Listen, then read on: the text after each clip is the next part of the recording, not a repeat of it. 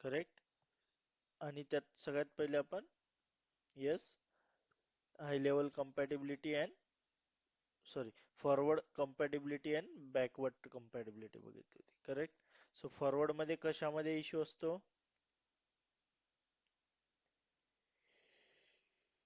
Yes. Forward compatibility मध्ये issue कशामध्ये असतो? इन बिल्ड और इन अवर ओएस और browser? Yes Aparna, Amol.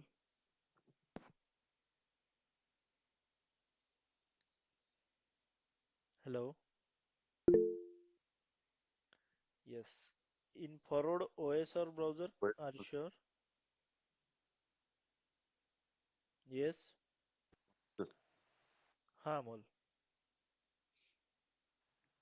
Sir OS मध्ये असतो आय थिंक. फॉरवर्ड मध्ये.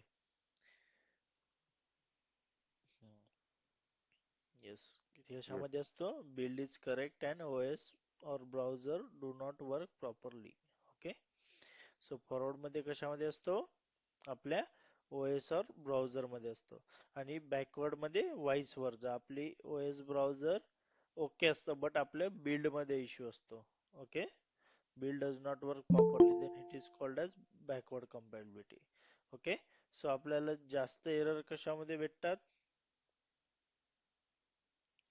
Yes, in backward compatibility because there is issue with our build our application. Okay. कारण जे आपण ऍप्लिकेशन डेव्हलप केले त्याच्यामध्ये इश्यू आहे. ओके. सो त्यामुळे number of issues errors is more as compare to forward compatibility. त्यानंतर आपण बघितलं होतं येस ओएस कम्पॅटिबिलिटी आणि ब्राउझर कम्पॅटिबिलिटी. सो आपण ब्राउझर कम्पॅटिबिलिटी मध्ये इन्व्हॉल्व असतो. सो त्याच्या कुठल्या कुठल्या टाइप्स आहे ब्राउझर कम्पॅटिबिलिटीच्या? येस.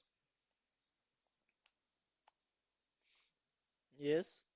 त्यामध्ये क्रॉस ब्राउझर कम्पॅटिबिलिटी आणि version comparison compatibility. Correct. Cross browser and version comparison compatibility. आता क्रॉस ब्राउझर मध्ये काय करतो आपण? वेगवेगळ्या ब्राउझरवर चेक करतो. Chrome, Firefox, Edge, okay, Chromium. And version मध्ये याचे जे व्हर्जन्स असतात त्याच्या डिफरंट व्हर्जन्सवर आपण काम करतो. मी सांगितलं होतं की व्हर्जन्स फाइंड आउट करायला. केलेत कोणी? येस. लास्ट सेशन मध्ये मी सांगितलेलं. जर नसेल केलं तर आज तुम्ही त्याचे व्हर्जन्स फाइंड आउट करा. ठीक आहे. आणि ते ग्रुपवर टाका. Last 3 versions for Chrome, Firefox, Edge and Safari. ठीक आहे. येस. त्यानंतर आपण इन्स्टॉलेशन टेस्टिंग केलं होतं. ओके. इन्स्टॉलेशन कसं असतं? तुम्हाला ती EXE फाईलचं मी एक्झाम्पल दिलेलं. ओके. लिनक्स इन्स्टॉलेशन फाइल्स कशा असतात? इन्स्टॉलेशन मध्ये आपण काय चेक करतो? कुठल्या गोष्टी व्हॅलिडेट करतो? Okay. So we have seen that in a installation testing. ठीक आहे. Next one is a inter system testing. आता आज आपण इंटर सिस्टम टेस्टिंग बघूया. करेक्ट. सो आता बघा, inter system testing means what? आता it is a process of checking whether our application is able to share the resources with other applications or not. Okay. So आता तुम्ही बघितलं असेल की आता तुमचा फोन पे आहे. फोन पे वरनं तुम्ही कुठलं रिचार्ज करता? Jio, Airtel, okay, VI, BSNL. ठीक आहे. सो फोन पे वरनं तुम्ही बाकीचे रिचार्ज कसे काय करू शकता? Yes anyone? कोणाला आयडिया आहे की आता मला फोन पे वरनं माझं एअरटेलचं रिचार्ज करायचंय, तर फोन पे वरनं मी कसं काय करू शकतो? किंवा मला फोन पे वरनं इलेक्ट्रिसिटी बिल भरायचंय. So how can I make a electricity bill? मला रेल्वे तिकीट बुक करायची आहे, मला बँक पेमेंट करायची आहे, मला बस बुकिंग करायची आहे. So how can sir I do screen that? Visible नाही आहे. अरे यार, सॉरी सॉरी, प्लीज सांगत राहा. पण माझं तर प्रेझेंटिंग चालू आहे. नाहीये विजिबल? कोणालाच नाहीये? आहे सर. आहे ना? हा मी तेच तर म्हणतो, मी शेअर केली आहे. एकदा तुमचं नेटवर्क चेक कराल मे का? बी नेटवर्क. हा अमोल. ओके. सो ते कसं शेअर करतं कोणी सांगू शकेल? Shared resource of particular module. Okay. Anyone else? Aparna, Gaurav, Rajesh? Through API sir. Through API. Good. So correct. आपण आता हे रिसोर्स कसे शेअर्ड होतात?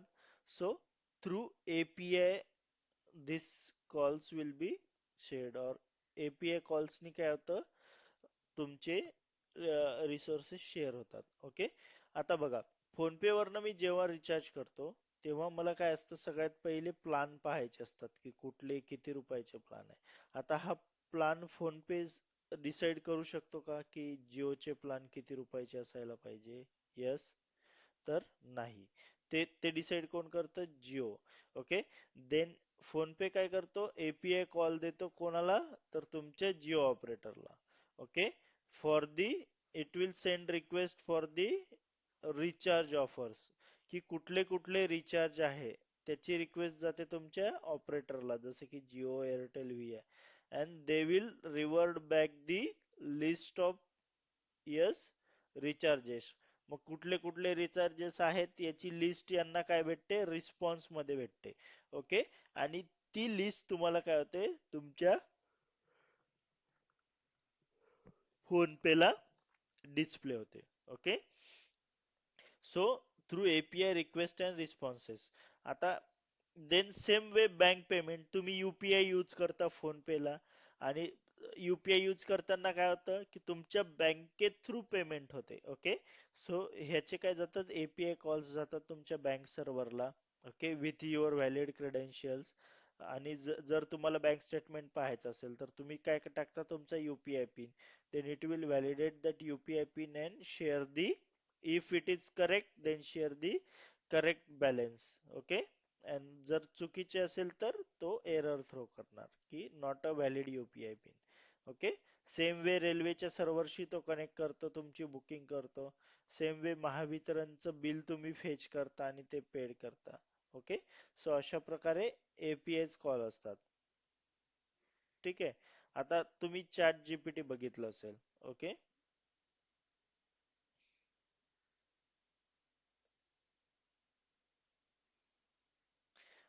आता बघा.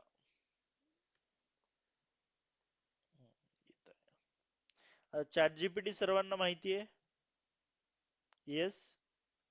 Yes sir. ओके.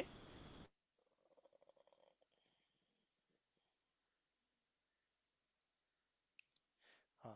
सर्वांनी चॅट जीपीटी पाहिलंय? आता बघा, इथे एपीआय चे तुम्ही जेव्हा कॉल्स देता, आता चॅट, आता तुम्हाला तुमचा एखादा बिझनेस आहे किंवा एखादं स्टडी वेबसाईट आहे. ठीक आहे. त्याच्यामध्ये तुम्हाला काय पाहिजे की तुम्ही एक पोर्टल बनवलं, जस्ट लाईक ते सिरी वगैरे असतात ना, काइंड ऑफ तुम्ही एक चॅटबॉट बनवलाय. आणि तो चॅटबॉट काय करणार? तुमच्या स्टुडंट्सच्या क्वेश्चनला, क्युरीजला अँसर करणार. Okay.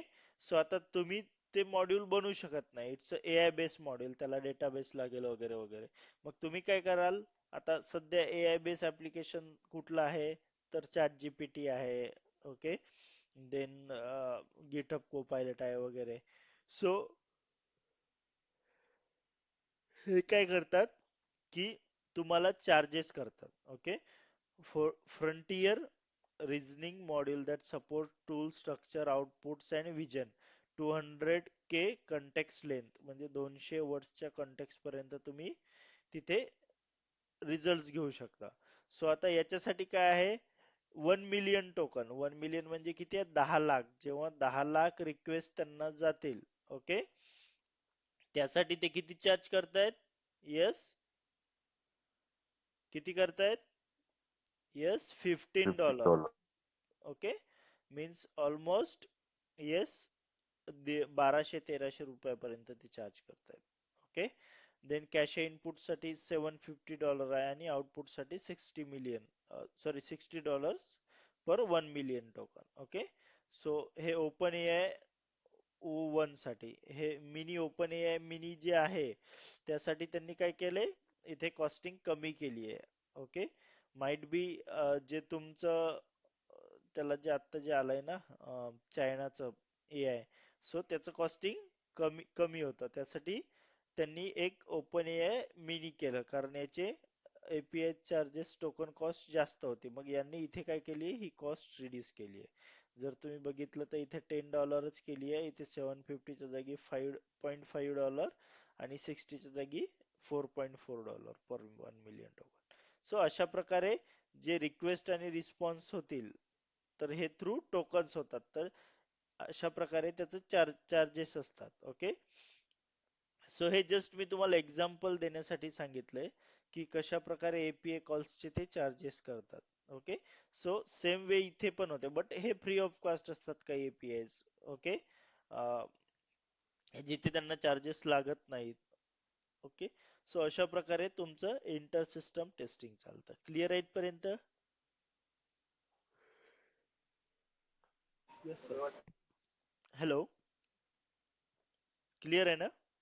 Okay, Yes, sir. so inter-system testing is a process of checking whether our application is able to share resource with other application or not. Okay, or it is the process of checking whether our applications share data with other application or not. So आपला application बाकी application सोबत data share करतो का नाही, आणि दुसऱ्या application वरनं shared data घेतो का नाही, तर हे आपण काय करतो इथे चेक करतो. कशामध्ये? इंटर सिस्टम टेस्टिंग मध्ये. क्लिअर आहे inter system testing? Yes. Yes, sir. Okay, so next one is a sanitisation testing. Okay, आता बघा, sanitisation testing is a method in which we test or check for extra feature which are not mentioned in the customer requirement.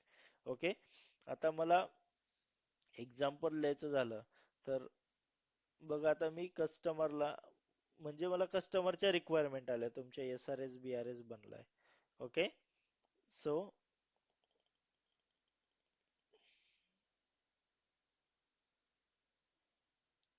ठीक आहे, मला कस्टमरनी काय दिलंय की त्याला ना म्हणजे आता अकाउंटच्या फील्ड्स त्यांनी मला दिल्यात. ठीक आहे, हा, सो इथे त्यांनी एक सेक्शन बनवलं, इथे मोबाईल नंबर और ईमेल ऍड्रेस त्याला एकत्रच पाहिजे होता. बट डेव्हलपरनी काय केलं, जेव्हा त्यांनी ती ही फंक्शनॅलिटी डेव्हलप केली, त्यांनी मोबाईल नंबर वेगळा दिला आणि ईमेल ऍड्रेस वेगळा दिला. ओके, एकात नाही दिला, तर ते वेगळे वेगळे ऑप्शन दिले. आणि सेम वे जेव्हा आता कस्टमर, आणि त्यांनी त्याला ते मोबाईल नंबर कंट्री कोड वगैरे ऍड करून दिला, +91 इंडियासाठी, 92 पाकिस्तान. ओके, वगैरे वगैरे जे काही बाकी कंट्री कोड्स आहेत, तर ते सगळे कंट्री कोड्स ऍड करून दिले त्यांनी. ठीक आहे, सो आता बघा या केसमध्ये कस्टमरनी काय मागितलेलं की विदिन अ सेम फील्ड त्यांनी दोन्ही गोष्टी मागितलेल्या. बट डेव्हलपरने काय केलं, त्याला इझी वे मध्ये मोबाईल नंबर वेगळा, त्यासाठी कंट्री कोड लागतो तो वेगळा, ईमेल ऍड्रेस फील्ड वेगळी दिली. ओके, बट कस्टमरनी मला ती एकत्रच मागितलेली. ओके, सो मग आपण सॅनिटायझेशन टेस्टिंग का करतो? Yes, anyone?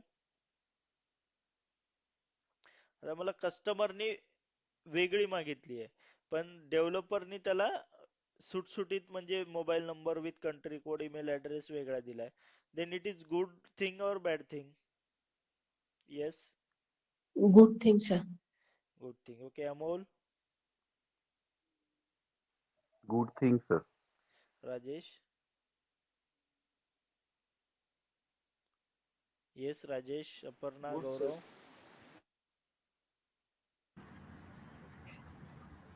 Good thing. Okay, Aparna? Yes.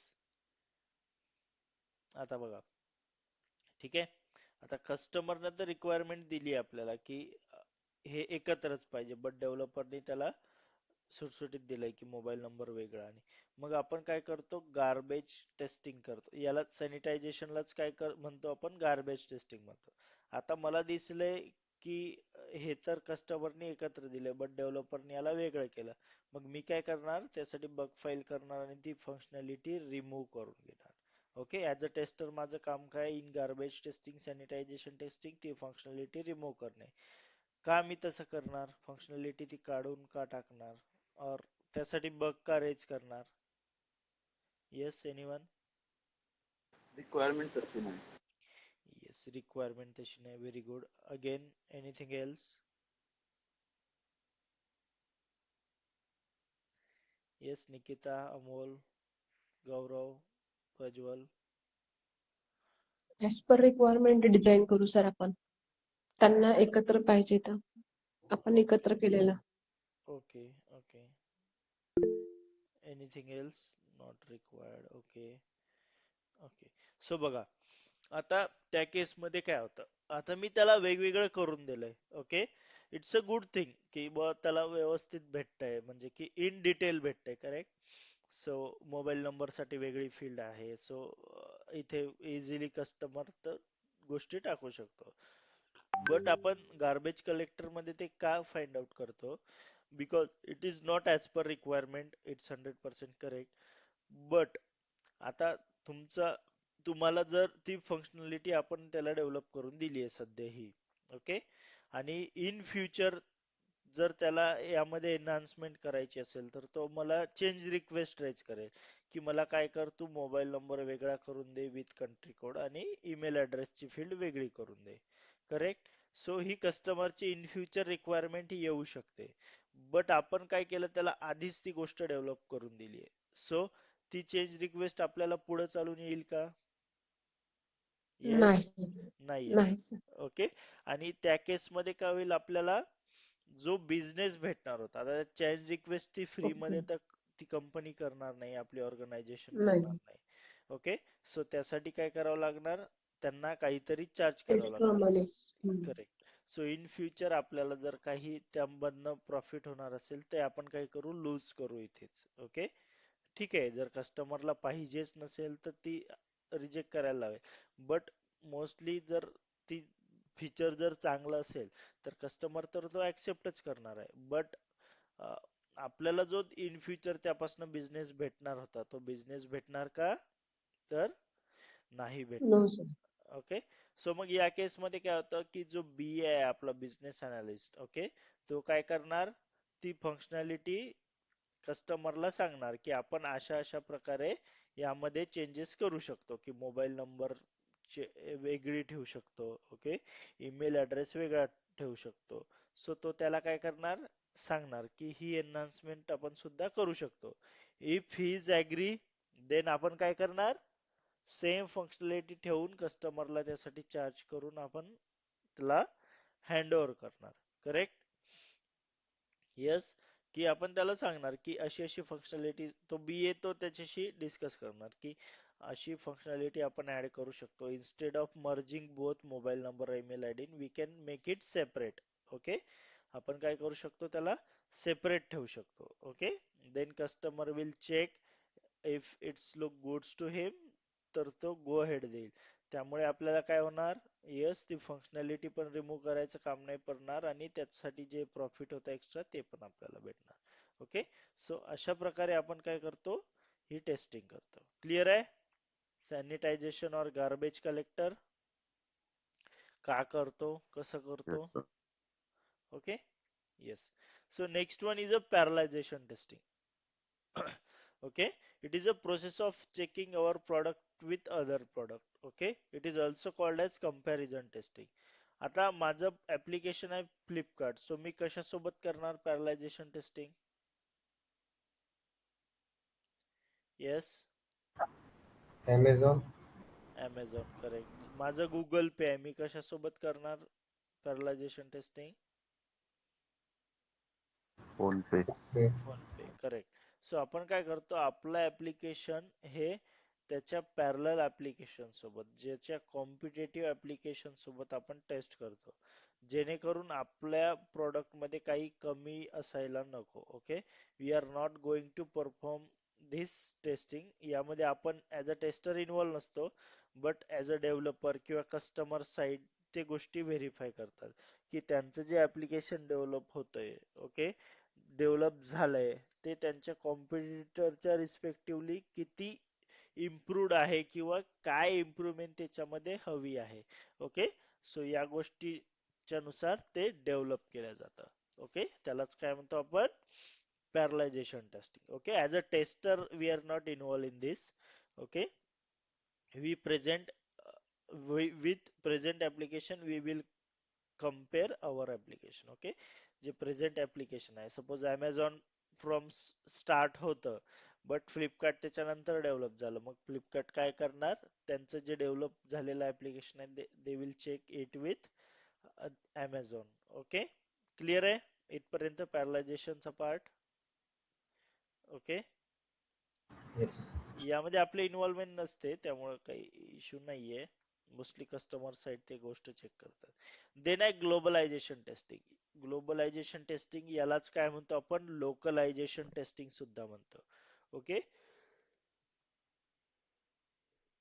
So हे का करतो आपण so it is a process of checking whether our application supports different languages or not okay जर तुम्ही बघितलं मार्केटमध्ये तर डिफरंट लँग्वेजेसवर ऍप्लिकेशन रन होतं जर इंडियामध्ये बघितलं तर मराठीमध्ये भरपूर ऍप्लिकेशन रन होतात हिंदीमध्ये रन होतात तमिळ तेलगू मल्याळम कन्नड ओके बंगाली तर हे मोस्ट ऑफ द लँग्वेजेस मध्ये काय होतात इंडियामध्ये ऍप्लिकेशन्स डेव्हलप होतात ओके सो ग्लोबलायझेशन और लोकलायझेशन टेस्टिंग मध्ये काय करतो आपण हेच लँग्वेज बेस्ड ऍप्लिकेशन टेस्ट करतो ओके आणि मोस्टली कंपनी जी आहे सर्व्हिस बेस्ड प्रॉडक्ट बेस्ड दोन्हीकडे या गोष्टी होतात it is also called as multi linguistic testing यालाच काय म्हणतो आपण मल्टी लिंग्विस्टिक टेस्टिंग म्हणतो ओके सो आपण इंडियामध्ये बघितलं Marathi Hindi Bengali Telugu Tamil Kannada okay same way foreign countries मध्ये होतं आता जापनीज मध्ये आता आपण एखादं ऍप्लिकेशन डेव्हलप केलं आता जपानमध्ये मोस्टली जापनीज यूज होते तर आपल्याला काय करावं लागेल तिथल्या लोकल लँग्वेजेस मध्ये जापनीज लँग्वेज मध्ये चायनामध्ये गेले तर चायनीज यूज होते तर त्या चायनीज मध्ये ओके फ्रेंचला गेलो तर फ्रेंच मध्ये जर्मनीला गेलो तर जर्मन मध्ये so they are going to use their local languages okay and by using globalization testing we can do this okay ठीक आहे येस आणि आता ग्लोबलायझेशन टेस्टिंग मध्ये मल्टिपल टाइप्स आहेत ओके लोकलायझेशन टेस्टिंग मध्ये check whether application support local language or not okay जसं की तुमचं मराठी झालं हिंदी झालं सॉरी मराठी झालं देन तमिळ तेलगू इटलीला गेले तर इटालियन कोरियाला गेले तर कोरियन आहे जपानला जापनीज रशियाला रशियन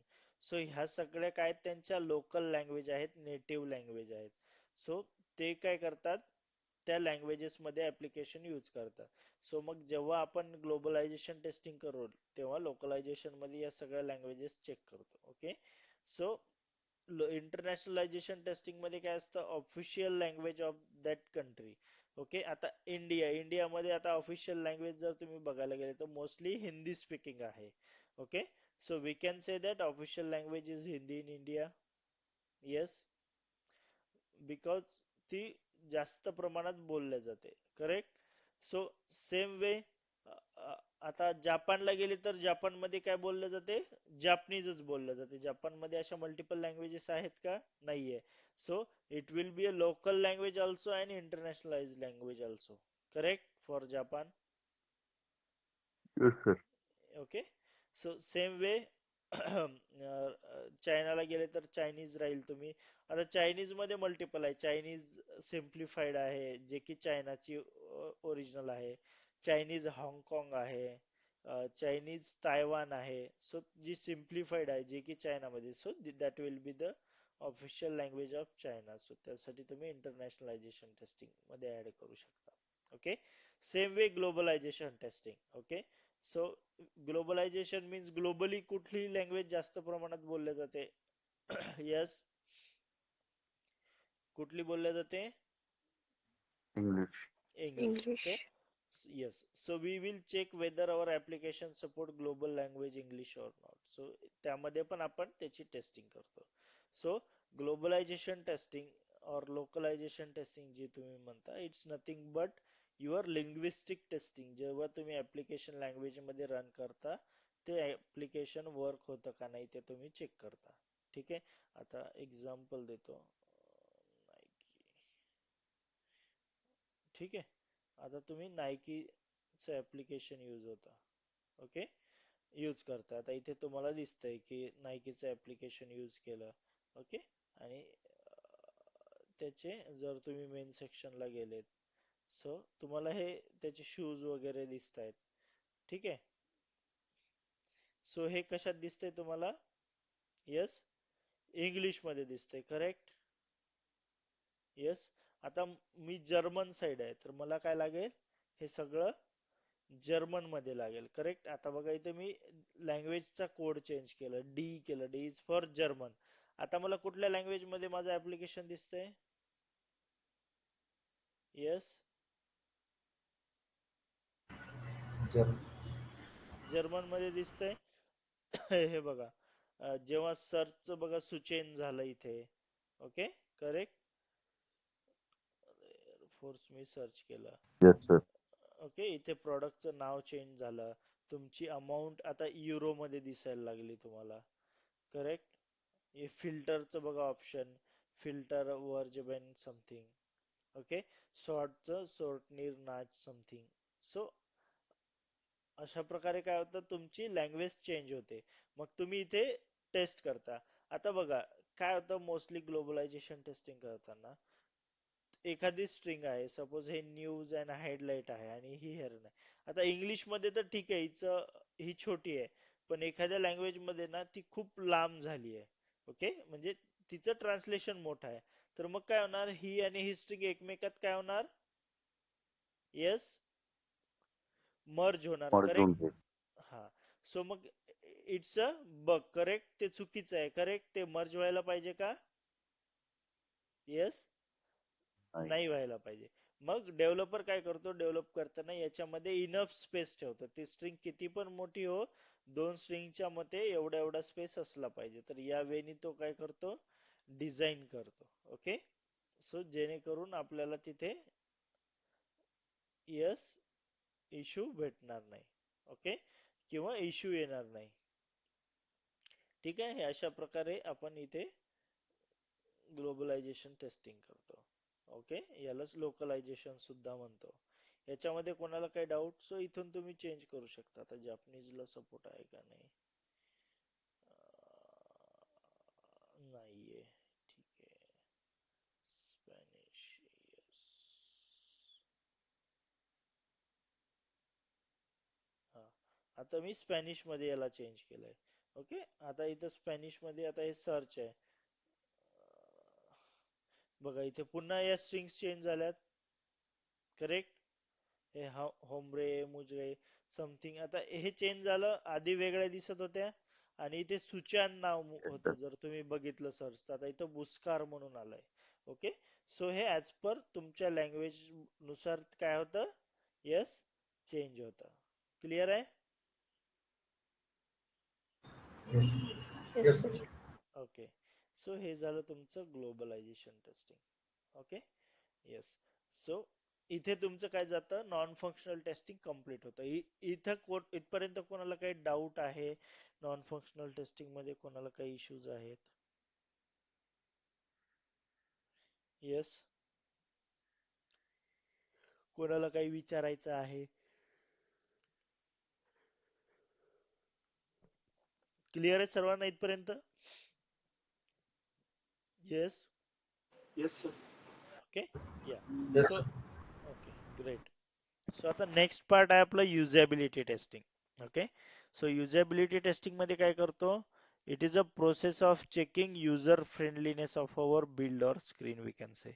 काय करतो याच्या थ्रू आपण? Yes, we are going to check user friendliness of our build or screen, we can say. It is also called as accessibility testing. यालाच काय म्हणतो आपण? येस, ऍसेसॅबिलिटी टेस्टिंग सुद्धा म्हणतो. ओके, युजेबिलिटी टेस्टिंगलाच आपण ऍसेसॅबिलिटी टेस्टिंग म्हणतो. आणि याच्यामध्ये काय चेक करतो? We are checking user friendliness of our build or screen. आपली जी बिल्ड आहे तिची युजर फ्रेंडलीनेस चेक करतो. Okay, so there are two types of usability testing. First one is GUI testing. Okay, GUI is nothing but your graphical user interface. Okay, so याच्यामध्ये काय taste करतो? It should be easy to use. Okay, on one click of action we are able to redirect to the next page. Okay, so one click मध्ये redirect व्हायला पाहिजे. Okay, then speed of processing, in that we check quick response to the user's action. Okay, आता मी इथे या वेबसाईटला आहे. Okay, मी जेव्हा या शूज वर क्लिक करेल तेव्हा विदिन वन क्लिक मला तो काय व्हायला पाहिजे? येस, डिस्प्ले व्हायला पाहिजे. इथे मी साईज सिलेक्ट करतोय. ओके, ऍड टू कार्ट केल्यानंतर तो ऍड टू कार्ट व्हायला पाहिजे. म्हणजे की याचा रिस्पॉन्स कसा असायला पाहिजे? येस, फास्ट असायला पाहिजे. क्लिक केल्यानंतर लगेच ते ओपन व्हायला पाहिजे. त्यात त्यांनी वेळ घ्यायला पाहिजे का?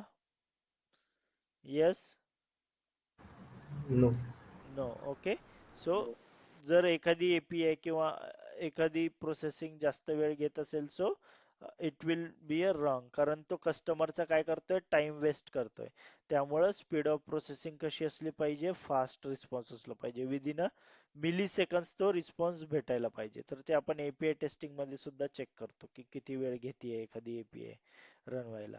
Okay, then next one is a manual support testing. आता मॅन्युअल सपोर्ट टेस्टिंग आपण चेक केलं होतं.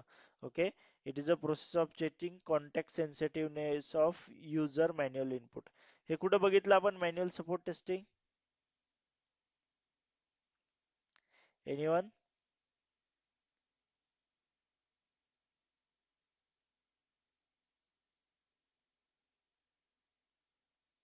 येस, बघा आपण इथे तुम्हाला मी सर्चचं दाखवलं होतं, फोकस अनफोकस जेव्हा. ठीक आहे, आता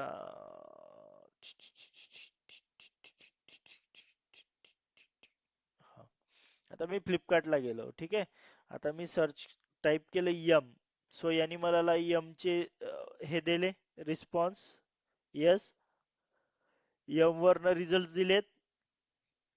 नंतर मी टाईप केलं ओ. ओके, यांनी मला यमओ रिलेटेड रिझल्ट दिले. So it is nothing but your manual support. So you are manually typing something. Yes, and it will giving you the suggestion accordingly. Okay, आता FR टाकलं, फ्रीज आलं, frock woman आलं, fridge frock suit. Okay, single door fridge, fridge cover. ठीक आहे, so हा मी जे काही type करतोय त्याला तो काय करतोय? मला रिझल्ट देतोय त्याच्या रिगार्डिंग. ओ टाईप केलं तर ओ च्या बेसिसवर, एन टाईप केलं तर ON च्या बेसिसवर. ओके, ठीक आहे, सो यालाच आपण काय म्हणतो? Manual support testing. Okay, it is a process of checking contact sensitiveness of users manual input. मी मॅन्युअल इनपुट देतोय आणि तो काय करतोय? मला त्याच्याशी रिलेटेड रिझल्ट देतोय. It is also called as regular expression testing. यालाच काय म्हणतो आपण? Yes, regular expression testing. Okay, in that modular tab. Okay, response to the users manual action in mention is users request. Okay, ठीक आहे, modular tab काय करते? Respond करते. जेव्हा मी यम टाईप करतोय तो मला यमचे रिस्पॉन्सेस देतोय, म्हणजे की रिझल्ट देतोय की कुठल्या कुठल्या गोष्टी इथे अवेलेबल आहे यमच्या नावाने. Okay, when we go to the search tab and we type P, it will in the search bar, so it will show all the result related to P keyword. तो काय करतोय मला?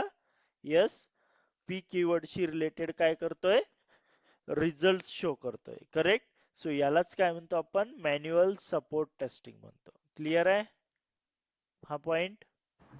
Yes, sir. Okay, great.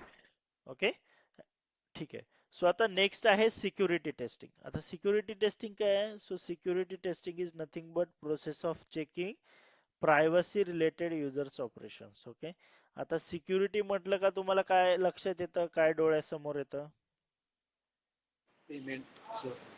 Yes पेमेंटचं correct. जेव्हा एखादी payment केली तुम्ही तर ती कशी व्हायला पाहिजे, सिक्युअरली व्हायला पाहिजे. Very good. अगेन अजून काही example? User data password security. वगैरे असेल. Yes users credentials. ओके त्यामध्ये काय येतं, data security. Yes users password वगैरे येतं. ओके तो ह्या सगळ्या गोष्टी येतात. ओके आणि हे परफॉर्म करतं developer and tester will perform. Okay so आता बघा what is security testing. Okay याच्यामध्ये दोन टाइप्स आहे, authorization okay and access control. So authorization means what, process of checking whether person is authorize or not. Okay so आता तुम्ही एखादा user आहे, suppose फेसबुकला तुम्ही लॉग इन करण्याचा प्रयत्न करताय but you are not a authorize person. तुम्ही फेसबुकला याच्या आधी कधी रजिस्टर्डच केलेलं नाहीये, तर तुम्ही फेसबुकला लॉग इन करू शकाल का? No sir. No. No. Why? Because you are not a registered or authorized user. Okay. So तुम्ही काय रजिस्टर्ड युजर नाहीये.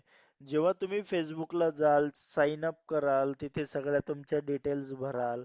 ओके अँड तुमचं साइन अप सक्सेसफुल होईल, then and then only you can able to yes log in to that specific application. Okay जेव्हा तुम्ही user create कराल तुमचं स्वतःच, then you will become a authorize person. Correct.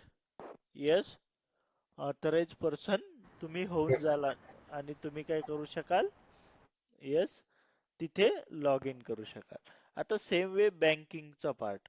Okay आता banking मध्ये काय असतात, दोन टाइप्स असतात. Okay so first one is end user. Okay another one is admin. Okay आता तुम्ही जेव्हा एखादे पैसे भरायला जाता सपोज, ओके तुम्ही काय करता, कॅशियर कर कॅश देता. ओके आणि मग कॅशियर काय करतं, ती तुमची एंट्री तिथे म्हणजे तुमची कॅश एंटर करतात आणि तुम्ही तिथे तुम्हाला तो मेसेज येतो की your amount has been credited. Okay so आता तुम्ही कोणाकडे जाऊन दिली कॅश, येस आता तुम्ही एचडीएफसी बँकेचे युजर आहे, तुम्ही कॅश कोणाला दिली, to the cashier of HDFC bank. तुम्ही त्यांना एक स्लिप तिथं भरून दिली आहे, त्या कॅशियरने तुमच्याकडनं पैसे घेतले, तुमचे पैसे तिथं बँकेत डिपॉझिट केले.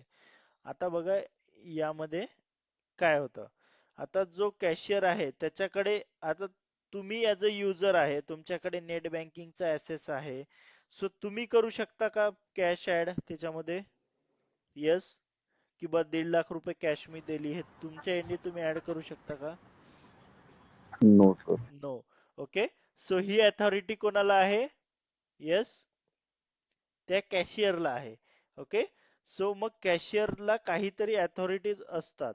Okay to enter the amount और any cash into the system. मग आता कॅशियरनी ती कॅश काय केली, सिस्टम मध्ये ऍड केली. ओके आणि ते सिस्टम लॉग इन कुठल्या यांनी ऑथरायझेशननी केलं, as a admin. Okay admin means what, he is able to add the amount into the accounts of different user. आता 100 युजर आहेत एचडीएफसी बँकेचे. ओके आणि तो काय करू शकणार मग, आता 100 युजर पैकी 50 युजर कॅश घेऊन बँकेत आले, तर तो कॅशियर काय करणार, ती कॅश त्यांच्याकडनं घेणार, ती कॅश मोजणार, स्लिप चेक करणार and then he is going to add that much amount into the that specific users account. मग त्या कॅशियरचं काम काय आहे, त्या स्पेसिफिक युजरच्या अकाउंट मध्ये तेवढी अमाऊंट ऍड करणे. ओके सो त्याला काय आहे, डिफरंट ऍसेस आहे, कस्टमर सोडून त्याला कस्टमर व्यतिरिक्त काय आहे, वेगळे ऍसेस आहे, जेणेकरून तो तिथे अमाऊंट ऍड ऑन करू शकतो. क्लिअर आहे ऍसेस, येस. किंवा दुसरी एखादी गोष्ट, जर आता तुम्ही एखाद्या बँकेत जर गेले असाल, तुम्हाला लोन घ्यायचं असेल, सो बघा ते काय करतात, बँकेचे जे रिप्रेझेंटेटिव्ह असतात ते काय करतात, लॉग इन करतात to the bank application. Okay आणि तिथे काय असतं की लोन रिगार्डिंग सेक्शन मध्ये ते कॅल्क्युलेट करू शकतात की तुम्हाला किती EMI येतील, किती रेट ऑफ इंटरेस्ट असेल, आणि अशा सगळ्या गोष्टी वन बाय वन काय करणार ते, यस, चेक करणार. ओके. आणि वन्स दे हॅव चेक्ड, तर तुम्ही काय करू शकता, तिथे बघू शकता की तुमच्या नावाने ते EMI वगैरे कॅल्क्युलेट करतात. बट तुम्ही जेव्हा as a user log in करता तर तुम्हाला त्या गोष्टी करता येते का? येस. तर नो. नाही करता येत. ओके. सो त्याला ते स्पेसिफिक ऍसेस दिलेले आहेत, त्यामुळे तो त्या गोष्टी करू शकतो. तुम्हाला युजरचा ऍसेस आहे तर तुम्ही युजर रिलेटेडच गोष्टी करू शकता. कॅशियरला ऍडमिन ऍसेस आहे, तो कॅश रिलेटेड ऍक्टिव्हिटीज करू शकतो. तो अशा प्रकारे ऑथरायझेशन असतं, रजिस्ट्रेशन असतं, की तुमचं रजिस्ट्रेशन ऍज अ युजर आहे, कॅशियरचा ऍज अ ऍडमिन आहे. ओके. त्या सेल्स रिप्रेझेंटेटिव्हचं काहीतरी वेगळं आहे. सो अशा प्रकारे तुमचे ऑथरायझेशन्स असतात. ओके. ठीक आहे. आणि यालाच काय म्हणतो आपण, access control. Access control is nothing but process of checking whether authorise person has permission to access specific operation. Okay. म्हणजे जसं मी तुम्हाला सांगितलं, आता कॅश रिलेटेड ऍड करण्याचा ऍसेस कोणाला आहे? येस. तर जो कोणी कॅशियर असेल त्यालाच तो असेस असणार. जो सेल्स वाला आहे, जो तुमच्या पॉलिसीज विकतो, त्याला ऍसेस असेल का कॅश ऍड करायचं? Yes. No. No. Okay. So ह्या गोष्टी, तर हे झालं authorization and access control. Authorization म्हणजे की तो रजिस्टर्ड पर्सन आहे का नाही, आणि ऍसेस कंट्रोल मीन्स व्हॉट, त्याला त्या स्पेसिफिक गोष्टीचा ऍसेस आहे का नाही. ओके. जसं मॅनेजर झाला बँकेचा, मॅनेजरला सगळ्या गोष्टीचा ऍसेस असतो, सो त्याला मेन ऍसेस असतो. ठीक आहे. सो अशा प्रकारे प्रत्येकाचे वेगवेगळे इथे ऍसेस असतात इन बँकिंग. क्लिअर आहेत पर्यंत? Yes. Yes. Yes sir. Okay. So याच्याच मध्ये सिक्युरिटी मध्ये थर्ड पार्ट आहे तुमचा encryption and decryption. Okay. So encryption and decryption मध्ये काय होतं, कोणाला आयडिया आहे काही? येस. तुम्ही ऐकलं असेल इन्क्रिप्टेड, डिक्रिप्टेड वगैरे हा शब्द ऐकला असेल बऱ्याच वेळा. Anyone? end-to-end security. End to end security. Okay. Again anyone else? Coded form में रहता है इनक्रिप्टेड. ओके, कोडेड फॉर्म में रहता है, वेरी गुड. और अगेन? Yes. Encryption and description. Yes, encryption and decryption. ठीक है, अभी देखते हैं. ओके. सो अभी इंक्रिप्शन और डिक्रिप्शन में क्या होता है, अभी बहुत सी वेबसाइट रहेगी जहां पे अगर आप पासवर्ड डालते हो, ओके, सो उसके बाद वो पासवर्ड क्या होता है, एक स्टार लाइक फॉर्मेट में दिखता है आपको. ओके. अभी HDFC नेट बैंकिंग यहाँ पे होगा या नहीं, देखते हैं यार. पर यहाँ पे वो कस्टमर आईडी नहीं है मेरे पास. ठीक है. हाँ, अभी यहाँ पे मैं पासवर्ड डाल रहा हूँ. नहीं, ये आईपिन रीसेट के लिए आया है. ठीक है. लॉगिन नहीं, अभी ये नहीं लगे. लेकिन बहुत सी वेबसाइट पे देखो, जब भी आप पासवर्ड डालते हो ना, ये स्टार फॉर्मेट में आता है. या किसी जगह पे देखोगे ना, आपने अगर 4 वर्ड्स का भी पासवर्ड डाला ना, जब भी आप लॉगिन करते हो ना, तो लॉगिन के टाइम में वो मल्टीपल फॉर्म में आ जाता है, यानी मल्टीपल टेक्स्ट यहाँ पे आपको दिखते हैं उसके. ओके. और बाद में वो लॉगिन करता है, तो वो क्या करता है, उसे डालने के बाद वो डिक्रिप्टेड फॉर्मेट में कन्वर्ट करता है. ओके. सॉरी, हाँ, डिक्रिप्टेड फॉर्मेट में सेव करता है, और वो इनक्रिप्टेड से, यानी आपके डेटाबेस से वो कंपेयर होता है. अभी इनक्रिप्शन और डिक्रिप्शन का थोड़ा सा मैं आपको बताता हूँ, इधर का आता है. तो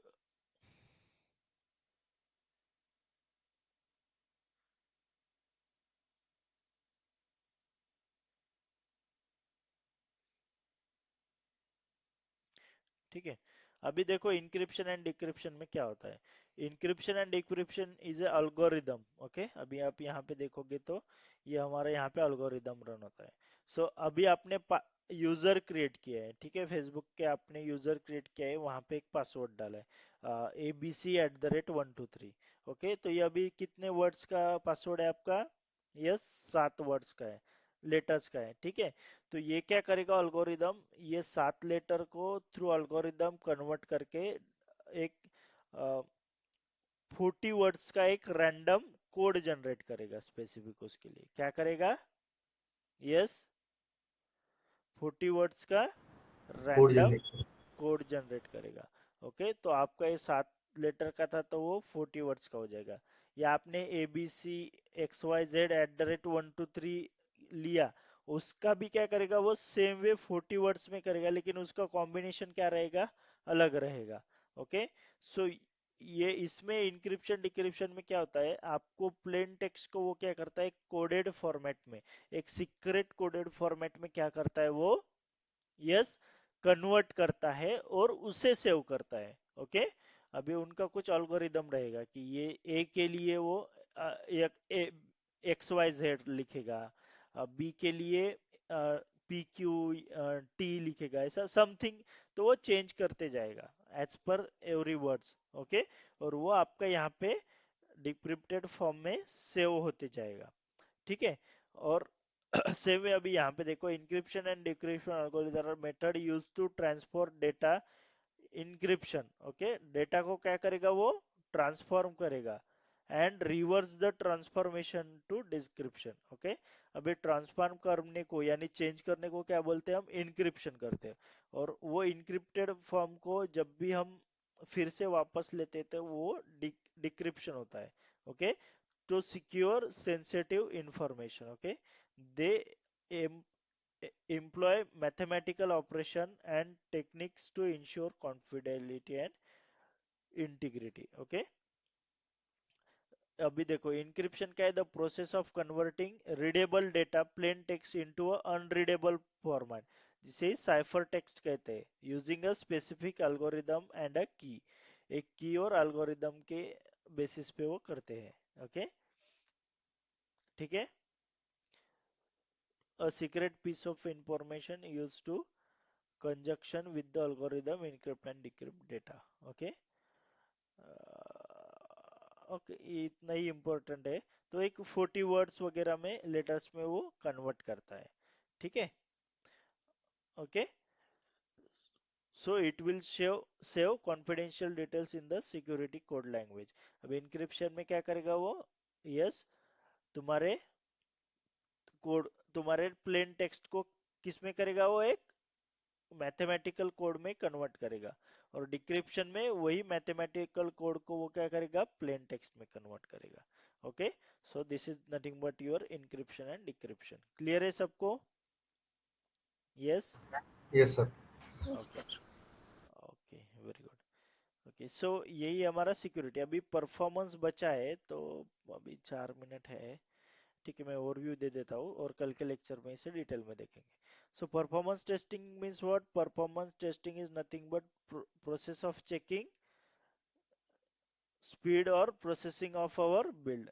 इसमें क्या करते हैं हम, यस, स्पीड और परफॉर्मेंस अपने बिल्ड का हम चेक करते हैं। Okay, performance test engineer involves in it, इसमें कौन इन्वॉल्व रहता है, yes, performance test engineer. Okay, and इसमें टूल्स कौन से यूज होते हैं, सो लोड रनर नाम का टूल भी इसके अंदर आपका यूज होता है।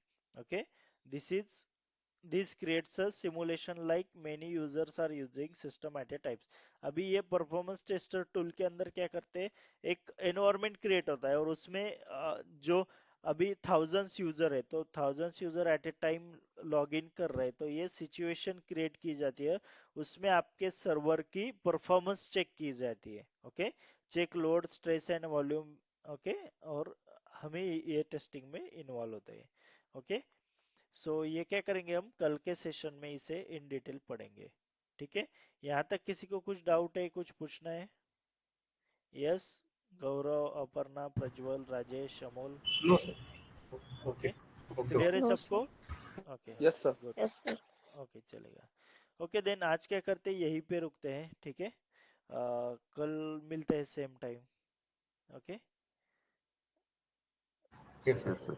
ये सेशन सर कंटिन्यू करेंगे लिंक पे, यहीं पे रुकिए, ठीक है। So okay then, bye all, have good day. Bye. Same to you, sir. You also have a